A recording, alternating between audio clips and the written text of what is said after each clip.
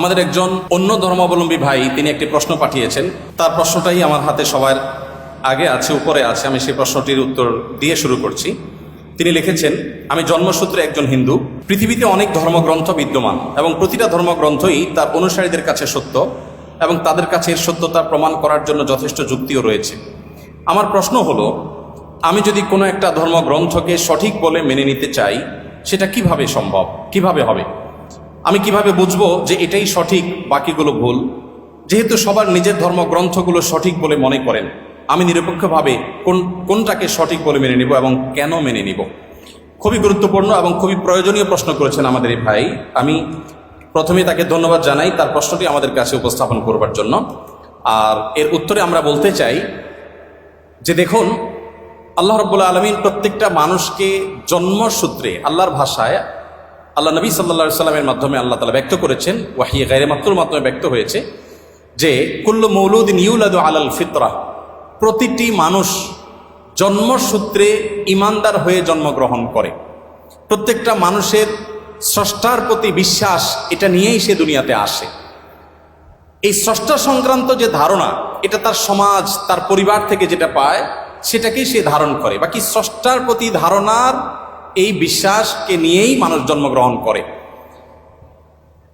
তার বাবা মা সম্পর্কে আল্লাহ নবী সাল্লাল্লাহু আলাইহি ওয়াসাল্লাম বলেছেন, ইল্লা আন্না আবওয়াহু ইয়াহুদানিহি আও ইউনাসসারানিহি আও ইমাজ্জিসানিহি। মানুষ যে বিভিন্ন ধর্মে অনুসারী হয়, এটা তার পরিবার থেকে যে দীক্ষা পায়, পরিবার তাকে যেদিকে গাইড করে সে সেদিকে যায়। বাকি জন্মসূত্রে সে আল্লাহ বা সৃষ্টিকর্তা যে একজন আছেন, সেই এক সত্তার প্রতি বিশ্বাসী হয়েই জন্মগ্রহণ করে। তারপরে সে ডাইভার্ট হয়ে যায় পারিবারিকভাবে যে গাইডেন্স পায় সেই গাইডেন্সের আলোকে।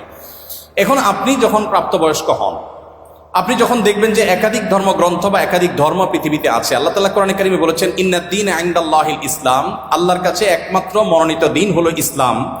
এই কথা যখন আপনি জানতে পেরেছেন, তখন আল্লাহ তাআলা আপনাকে যে বিবেক দিয়েছেন, সেই বিবেক খরচ করে আপনি ইসলামকে জানার চেষ্টা করবেন। আমার যে ভাই প্রশ্ন করেছেন তিনি এবং আরো যারা অন্যান্য ধর্মে আছেন, আমি যদি বলতে চাই যে তারা যদি ইসলামকে জানার চেষ্টা করেন নির্মোহভাবে, তারা যদি সত্যানুসন্ধানের দৃষ্টি নিয়ে ইসলামকে স্টাডি করেন, কোরআনকে তারা পাঠ করেন এবং পড়েন, আমার বিশ্বাস একটা সময় তারা ইসলামের সত্যতাকে খুব সহজে, খুব স্বাভাবিকভাবে উপলব্ধি করতে পারবেন।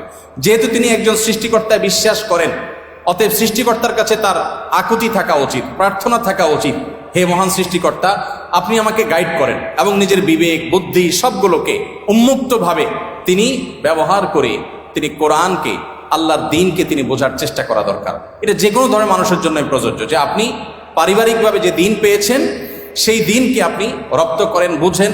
এর পাশাপাশি আরও যে সমস্ত বিষয় আছে সেগুলো ওলামায়ে কেরামের তত্ত্বাবধানে, বিশেষ করে মুসলমান হলে আপনার সেই জায়গাগুলোতে যাওয়ার মতো, বিচরণ করার মতো যথেষ্ট পুঁজি আপনার কাছে থাকবে। অন্য ধর্মাবলম্বী ভাই যারা আছেন তাদেরকে আমরা বলবো যে কোরআন আপনারা নির্মোহভাবে একটু পড়ার চেষ্টা করুন।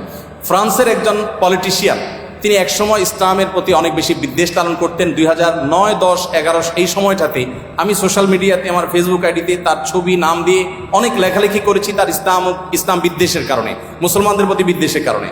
বেশ কিছুদিন পর, বোধহয় গত কিছুদিন আগে, এক ভদ্রলোক আমাকে দেখালেন ইউটিউবে তার একটা ভিডিও। আমি দেখে তো অবাক হলাম যে এই ভদ্রলোক একজন পলিটিশিয়ান ছিলেন, পাওয়ারফুল পলিটিশিয়ান ছিলেন। তিনি কোরআন এবং নবী করিম সাল্লাল্লাহু আলাইহি ওয়াসাল্লামের সিরাত, এটাকে অধ্যয়ন করে উনি অধ্যয়ন করেছেন হলো মুসলমানদের দোষ ধরার জন্য, কিন্তু অধ্যয়ন করে তিনি একটা পর্যায়ে ইসলাম গ্রহণ করেছেন। অতএব আমি আমার এই প্রশ্নকর্তা বন্ধুকে বলবো, আপনি দুটি জিনিস, একটি হলো আপনি মুক্ত মন নিয়ে কোরআনে কারিমটা একটু পড়ুন এবং প্রিয় নবী সাল্লাল্লাহু আলাইহি ওয়াসাল্লাম পুরো জীবনটা একবার পড়ুন।